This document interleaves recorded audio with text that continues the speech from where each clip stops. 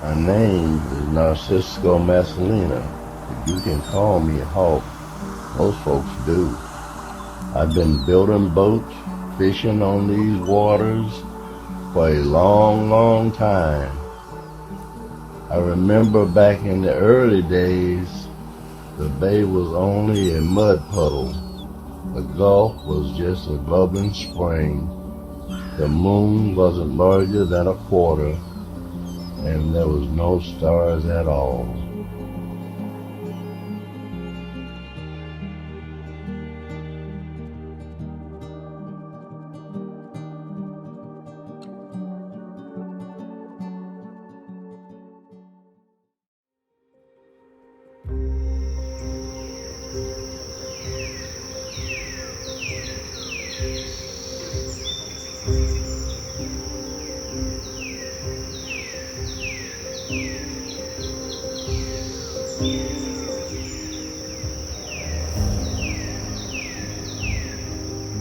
Well, this picture right here that's in the background of our shot was in my grandmother's house. I said, Granny, who is that? My grandma Helen, his youngest child, she said, that's my dad. I said, that's your dad? She says, yeah, that's Hawk Massalina. I carry not only a name, but also a legacy, because when you think about who Hawk was, he was a boat builder, he was an activist, he was a pioneer, he was a leader. So to be able to have that name and to carry that name and to be his great-grandson, that's things that that legacy is made of. Mama would tell me about her daddy, but it wasn't a big thing. It didn't come to get a big thing until, I got to be an adult. I knew about the bayous that were named after him, the bridge that was named after him, and that was it. But nobody never really made the fuss about him. So the first time I ever heard about Massalina, anything, was from my mother. She said, this street, and we were on Massalina Drive, this street was named after your family. I said, my family name is Marshall.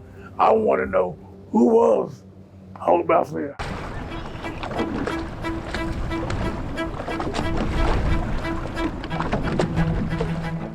The sandy beach directly across here is Redfish Point. Native Americans had traveled through here, coming here seasonally. Then Hawk, Jose, Massalina family settling here permanently. It's the foundation of our local community. I think Hawk Massalina is the most interesting man in the world because his life has so many levels, so many seasons. Hawk lived to be 107 years old, and everyone revered him. If you read the old articles, the people in town loved him. This was a black man, or some would say a Hispanic and black man. Back in the day, there wasn't a slave. Interesting fact number one. He fought in the Civil War for both sides. Interesting fact number two. This man had 8 children after he was 70 years old. Interesting fact number three. This man married a woman that was in her 20s when he was in his 70s. Interesting fact number four. Like, I can go on and on and on and on. I would say that he was a man that cared for people. He was a man that led people.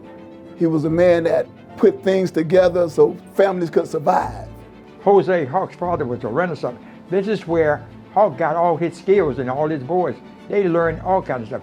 I realized that our great-grandfather was a rock star, because then I noticed all these things were named after him. Streets and bridges and just monuments, and I didn't even know it.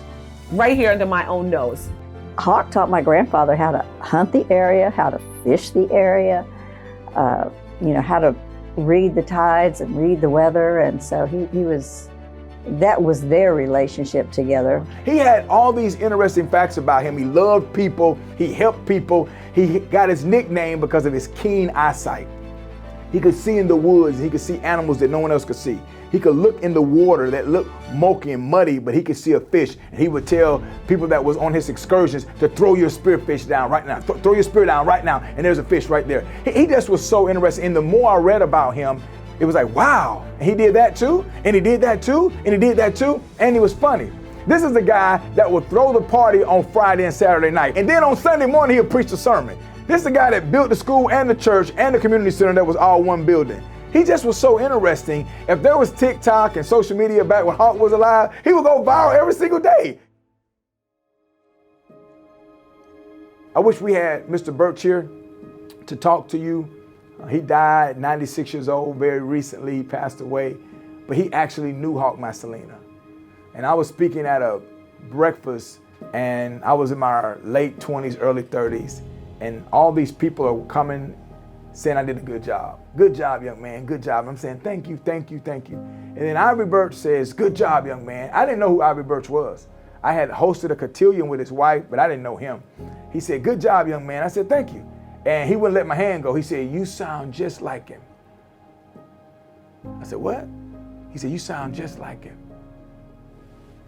I said, how do you know how he sounds? He said, oh, Uncle Hawk. He called him Uncle Hawk. He said, Uncle Hawk would sit on the porch and tell stories all day. And so I'm sitting there thinking to myself, this man is shaking my hand. It's the same hand that shook Hawk Massalina's hand. And this man just told me I sound just like him. He said, your mannerisms are like him. The way you tell stories is like him. I get emotional thinking about it because at some point, Hawk is almost like the Easter Bunny or Santa Claus. Like, is he really real? Ivory Birch made him real to me. Mr. Birch is one of the very few people that actually knew Hawk Massalina. Like, and not knew of him, but actually had conversations with him, talked to him, and has a very sharp mind and can remember. Hawk Massalina's family was actually some of my closest friends as I grew up on Redfish Point. Hawk Massalina was a man of many talents, of many skills, and he was a compassionate person. He was a fellow who used his skills and used what he had learned from various sources to take care of his son. I remember the one sermon I listened to him preach. I don't know what he preached about. I don't know what his topic was, his text, or anything, but Mom had me pin in on the front row. But I do remember Hawk Massalina preaching, and he wore a white suit.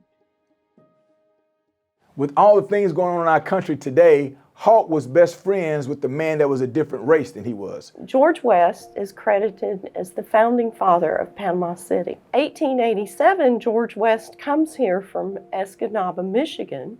Suddenly, 1887, he starts mentioning Hawk. Papa was from Michigan, Escanaba. Hawk had established his land and school and everything over on the island. And so Grandpapa needed someone to teach him. And Hawk was known as a good fisherman and boat repair and captain. I think he could do just about everything. George had a different perspective than most people around St. Andrews Bay. Well, he was a Renaissance man. And there again, he could do everything. He wrote, he photographed, he sailed, he hunted, he fished. I mean, how many people that year took photographs and had their own dark room and took their own pictures? And so he just did everything. I think one reason they got along so well, I think they were kindred souls. I look at George and Hawk as contemporaries. They were close to the same age. And George came here, and then in 1906, starts to set up a town, establish a town. He knew the infrastructure that you needed. Hawk did the same thing over here on the peninsula. He knew you needed a school, a church, a cemetery. The same things George platted and provided in Panama City, Hawk did the same on the peninsula. So in that regard, he was really ahead of his time, as was Hawk, because Grandpapa, like I said, was a liberal man for the day. He stood up and, Hawk was dark-skinned, and I know that Grandpapa was really avidly stood up against the Ku Klux Klan, and they think that's probably who burned down his first printing business, because he was standing up, but he saw no difference. Their friendship, we can see it throughout George's diaries. George sought Hawk out, rowing across the bay in a gale to see him. Camping trips, shell hunting, fishing. Hawk helped George with his boat, with his house. We have record of Adela writing in her diary where she paid Hawk for working on the house. That's true friendship. I think the most controversial thing with Hawk Massalina is that the government took his land and didn't reimburse him for it. I don't like to talk about that. I like to focus on the positive. It's a touchy subject, right? But it's still part of the heritage and part of the lineage of the Massalina family. In May of 1941, the government decides to establish a military base, which would later become Tyndall Air Force Base. And the African Americans who are living on Redfish Point are evacuated. And they are only able to take with them literally what they can carry across the bay. And even to this day, it still hadn't been developed. It's still pristine land, never was used for war purposes, if you would. It was something that was taken from the families. And to be honest with you, they never used Redfish Point. I'm arguing it's a calculated move, really, to eliminate that independent African American community. There's no other way I think you can interpret that. That was the longest he had been in one location. 74 years. I'm sure it ended his way of life as he knew it. Imagine building something from scratch. It's yours. You build a town, entire town. You and your brothers and your father, you build a town, and out of nowhere, the government, without notice, comes and takes your land. I don't think they just kicked them to the curb, but I don't think they gave them compensation for the value that the land was that they took over. Pascal Gaynor, who was a resident of Redfish Point, often talked about the fact that he was given $700 for like a quarter acre of prime land and a house, right? Then you get a broader sense of how crucial a role Redfish Point plays in the larger history, I think, of African American history. People often say when we don't know when someone died, they died of natural causes. I believe Hawk died of heartbreak. I believe when they took his land from him, he took the ownership from him. He was the man, the mayor, the governor of Redfish Point and Davis Point. Everyone knew him. And now you bring him in town, you place him in this small house. We were able to go to the spot where the house used to reside, and it's not even there anymore. I've been in that house many times, not knowing that's where Hawk Massalina took his last breath. It's very sad to see how it ended. It should have ended in a much different way because of the legacy of the life that he lived. So I think the hardest thing to talk about is how the government bullied the family and took the land without compensating them in a fair way. Unfortunately, the grave is still there of Habel, and Hawk couldn't be buried next to his first wife. He had to be buried in town. For him, that was a disgrace. The town belonged to those people, and his land was Redfish and Davis Point. And so that's a tragic ending of his life. However, the legacy is much bigger than that, and I choose to focus on the positive. The big idea for History Class Brewing Company was to create a space that told local stories. Towns are made of names. Roads are named after people, buildings are named after people, parks are named after people. And in Panama City, Florida, a prominent name is Massalina. When the co-founders of History Class Brewing Company got together, their vision was to create a place that not only brewed beer, people love beer, but it was also a place for people to gather and learn about our local history. A big part of our local history is the Massalina family. The History Class Brewing Company came out of nowhere and started doing all this local history. While I'm on Facebook, I see this video of Hawk Massalina, and they're telling the story, and it's accurate. I said, well, this is amazing. Then they come out with a beer called the Hawk Sipper. I said, they have a beer named after my great-grandfather? And when people order it, our bartenders have a chance to say, you know who this is named after, right? You've heard of Massalina Bayou, you've heard of the Massalina family, and this is just more of an opportunity to share the story with people. What we're doing now is, as far as being able to capture the story so that it'll live on, is one of the biggest things that we can do at this point, so that the story doesn't stop here with us, but for generations to come, people can understand about the legacy of Hawk Massalina and the Massalina family and the other families that came over from Redfish Point. I am so in awe of that.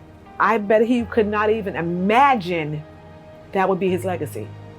That people in this day and age would still speak his name. It's incredible to me that his name is still being carried, still being spoken to this day. His name is on people's lips. I just wish that more people would get to know who was Hawk Massalina, who is Hawk Massalina, because he still is, right, in my heart. He still is Hawk Massalina in my heart. I mean, if I were a Hawk Massalina relative, I would have such pride in what he did. I mean, he was building schools, building houses, building churches, and helping other people, and raising fruit and bringing it and hauling laundry back. I mean, he was doing a tremendous amount of things, and you know it couldn't have been easy in those days. The strength and the foresight that he had to build his own community, I think there's a tremendous amount of pride to be had in that. And as far as Grandpapa's legacy, you know, we're just proud that he did what he did here and had started the papers and married such a outstanding third wife. Yeah, you know, I guess I've always taken it for granted, if you want to know the truth. To our town, the Massalinas are extremely important. And the more that I learned about Hawk and Narcisco and the whole family, the more I fell more in love with this town. You know, I'm raised here. I went to high school with Massalinas, you know, and never really knew how deep their story really was. I think the responsibility is that they know the history as much as they possibly can. It's inspiring, and more people need to hear it because it's a great story. And his legacy is going to live on because of who he was and what he did.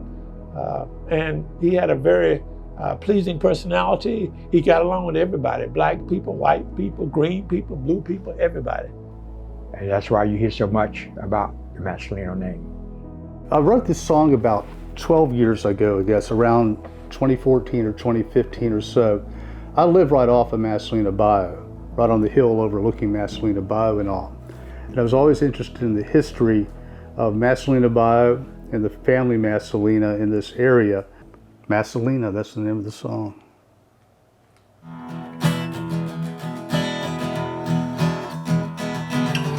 Old Hawk was a free man, son of old Jose. Made his home on Redfish Point, St. Andrews Bay. Lived there most of his years till the feds took it away. Found a bow in the cove, his name is there today.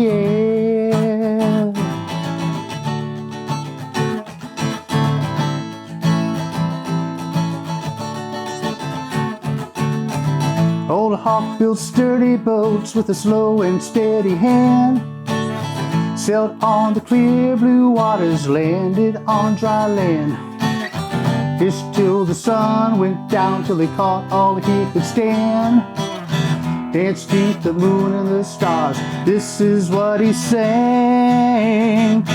The bay is just a mud puddle, the Gulf is a babbling spring. The moon is just a shiny coin, the stars are my best friends. I sail my boat 6 days a week, preach on the 7th day. Work my fingers to the bone, fishing on the bay. Ooh, fishing on the bay.